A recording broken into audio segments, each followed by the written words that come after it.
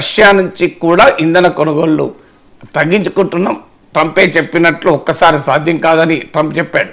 Process మొదలైంది అంటే మన వాళ్ళు కాదన్నారు. కానీ రియాలిటీ డేటా చూడండి మీరు, రష్యా నుంచి తగ్గుతున్నాయి, అమెరికా నుంచి పెరుగుతున్నాయి. సో అలాగే డిఫెన్స్ ఇంపోర్ట్స్ మనము ఒకప్పుడు అత్యధికంగా రష్యా నుంచే ఉండేది, 75% ఉండేది. 2017 నాటికి 62% ఉండేది, ఇప్పుడు 36% పడిపోయింది. ఇలా మన డిఫెన్స్ ఇంపోర్ట్లో అమెరికా 10% దాకా చేరిపోయింది. సో ఇలా మీకు క్లియర్గా డేటా చూపెడుతుంది ఇది. ఇవన్నీ దేనికి మనం చేస్తున్న ట్రంప్ను మెప్పించడానికి మన ప్రభుత్వం దిగవస్తూనే ఉన్నది. మీకు టారిఫ్లు తగ్గించారు, నిబంధనలు సడలించారు. ఒకప్పుడు ఇండియాలో టెస్లా కార్ ఉత్పత్తి అమ్మాలి అంటే టెస్లా ఇక్కడ ప్రొడ్యూస్ చేయాల్సిందే, మేక్ ఇన్ ఇండియా అన్నారు.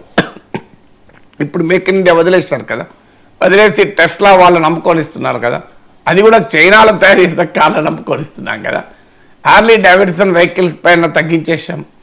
ఇలా ఒక్కొక్కటి ఇవి బయటకు వచ్చినాయి. మనకి ఇక బయటికి రానివి పబ్లిక్ స్క్రూటినీలో లేని కూడా ఉంటాయి. ఇవి చాలామందికి ఇంకా అది it takes time to come out also.